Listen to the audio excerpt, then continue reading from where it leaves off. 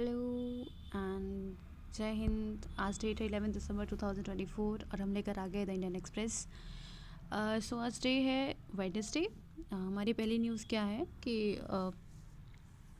Opposition government चाहती है vice president के अगेंस्ट में उनके रिमूवल के लिए मोशन आना चाहती है वो राज्यसभा में। तो this is the news. Moving forward, nothing much.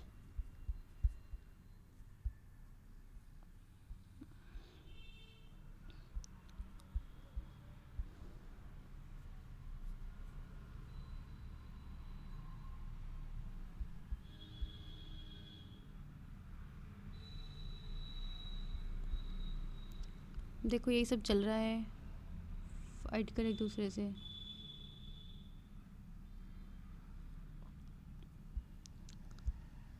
हमने INS सुशील लॉन्च किया गया था कल रशिया में, रशिया के कोस्टल स्टेट में। तो हमारे राजनाथ जी जो डिफेंस मिनिस्टर हैं वो वहाँ पे गए हुए हैं, तो उनके और पुतिन जी की मीटिंग हुई, तो उसकी तस्वीरें यहाँ पे आ रही हैं।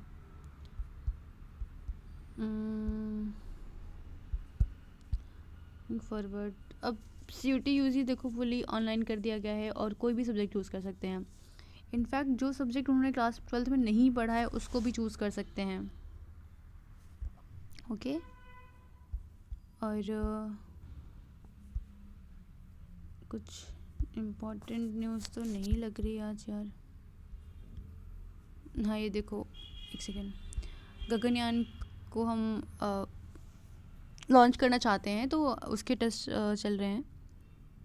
तो वेलडेक रिकवरी ट्रायल का टेस्ट हुआ है यहाँ पे, देखो।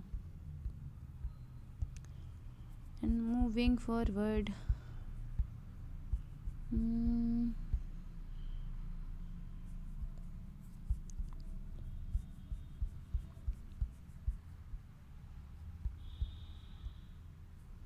देखो RBI के गवर्नर जो हैं शक्तिकांत दास जी थे, 10 तारीख को यानी कल उन्होंने अपने ऑफिस को छोड़ दिया है। 6 साल का इनका टेन्योर रहा।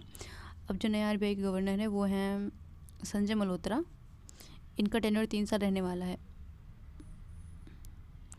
और इस टाइम पे रुपी और डॉलर का जो मार्क है वो $1 = 85 रुपीज़ है।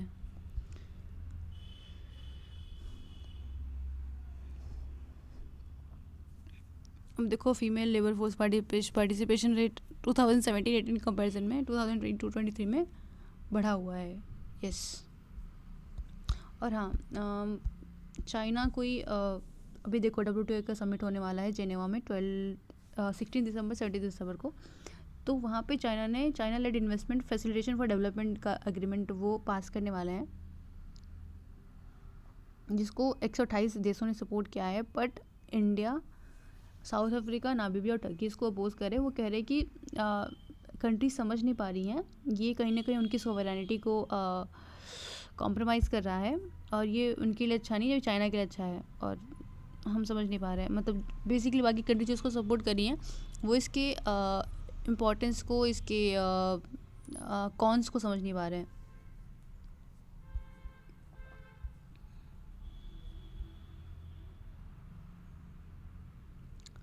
ओके 15 मिनट में डिलीवरी सर्विस अमेजॉन ट्राई कर रहा है।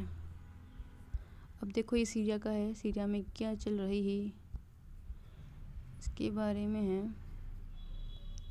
हाँ ये छोड़ो तुम। सेंटर ने बोला स्टेट को कि अपने जितने भी स्नेक बाइट के केसेस हैं उनको भी रिकॉर्ड करो आप, क्योंकि स्नेक बाइट को भी एक डिसीज से रिकॉर्ड करो। और सेंटर ने ऐसा क्यों बोला है? सेंटर ने ऐसा इसलिए बोला है क्योंकि वो चाहते हैं कि एक प्रॉपर हमारे पास डेटा हो कि कितने स्नेक बाइट के केसेस आ रहे हैं और कहाँ पे सबसे ज़्यादा प्रिवलेंट है और क्या क्या इश्यूज़ हैं, ताकि हम एक बेटर पॉलिसी फ्रेमवर्क बना सकें। और जहाँ पे ज़्यादा केसेस फ्रिक्वेंटली आ रहे हैं, जहाँ पे ज़्यादा डिसीज़ बर्डन है इसका, वहाँ पे एक प्रॉपर ट्रेनिंग मेजर्स रखा जा सके और वहाँ पे जो एंटी वेनम्स की अवेलेबिलिटी है वो बढ़ाया जा सके और ट्रेंड मेडिकल फैसिलिटीज़ को वहाँ पे लगाया जा सके ताकि ये केसेस कम हो सकें। क्योंकि हमारे यहाँ लगभग 3 से 4 मिलियन केसेस आते हैं स्नेक बाइट के, जिसमें से लगभग 58,000 लोगों की हर साल डेथ होती है स्नेक बाइट से। तो this is a huge problem. तो चार स्नेक्स हैं कॉमनली इंडिया में जो स्नेक बाइट कॉज करते हैं। First is Indian cobra, second is common krait, third is Russell viper and fourth is saw scaled viper. Okay, तो एंटी वेनम्स के बारे में बात कर रहा है कि देखो एंटी वेनम्स जब मेजरली जो प्रोड्यूस होता है ना, वो एक इरूलर ट्राइब्स है वो प्रोड्यूस करती हैं, जो तमिलनाडु, कर्नाटका और केरला में रहती हैं। तो इसका क्या है कि ये रीज़न बेस्ड होता है, और कहीं ना कहीं हो सकता है कि ये जो काम वहाँ पे कर रहा है वो किसी और जगह पे काम ना करे, है ना। हर जियोग्राफिकल लोकेशन के लोग अलग होते हैं, हर जियोग्राफिकल लोकेशन में मेडिसिन भी डिफरेंटली काम करती हैं, क्योंकि हमारी बायोलॉजीज भी थोड़ी थोड़ी डिफरेंट होती हैं।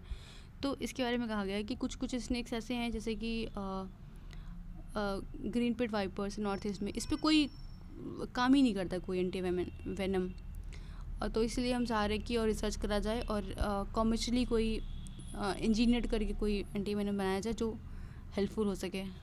अब देखो हमारे फॉरेन सेक्रेटरी गए हैं बांग्लादेश के चीफ एडवाइज़र मोहम्मद यूनुस से मिलने के लिए, कि हमारे और बांग्लादेश के टाइज के बारे में डिस्कस करने के लिए। देखो सीरिया ने पूरा एक ह्यूमन स्लॉटर हाउस बना रखा था। ये है इसकी picture. President power to pardon. अब ये देखो जो बाइडेन ने अपने बेटे को पार्डन कर दिया था, इसके कॉन्टेक्स्ट में आर्टिकल आया है कि हमारे प्रेसिडेंट और उनके प्रेसिडेंट में पार्डनिंग पावर क्या है। तो उनके जो प्रेसिडेंट होते हैं ना, वो सिर्फ फेडरल लॉ को पार्डन कर सकते हैं, और हमारे प्रेसिडेंट जो है फेडरल लॉ को, जो भी पावर यूनियन एग्जीक्यूटिव के पास है उस लॉ के अगेंस्ट में पार्डन कर सकते हैं। और इवन जो कोर्ट मार्शल के पनिशमेंट्स होते हैं उसको भी पार्डन कर सकते हैं, और डेथ सेंटेंस, क्योंकि डेथ सेंटेंस चाहे स्टेट गवर्नमेंट ने किसी ने भी दिया हो, सिर्फ उसी प्रेसिडेंट उसको पार्डन कर सकते हैं, गवर्नर उसको पार्डन नहीं कर सकते हैं। हार्डली वो कम्यूट कर सकते हैं, बट पार्डन सिर्फ और सिर्फ प्रेसिडेंट करते हैं। और इनमें और है कि प्रीएम्प्टिवली पार्डन कर सकते हैं प्रेसिडेंट। ऐसा नहीं कि क्राइम करने से पहले, बट क्राइम हो गया है पर उसको पनिशमेंट नहीं मिली है, उस पर कोई अभी एक्शन नहीं लिया गया, उसके पहले ही प्रेसिडेंट ने उसको पार्डन कर दिया। यूएस में ऐसा है, तो वो कर सकते हैं। और इसके साथ we are done with today's newspaper and horoscope. देखो, स्पोर्ट्स देखो। Ta-ta bye bye.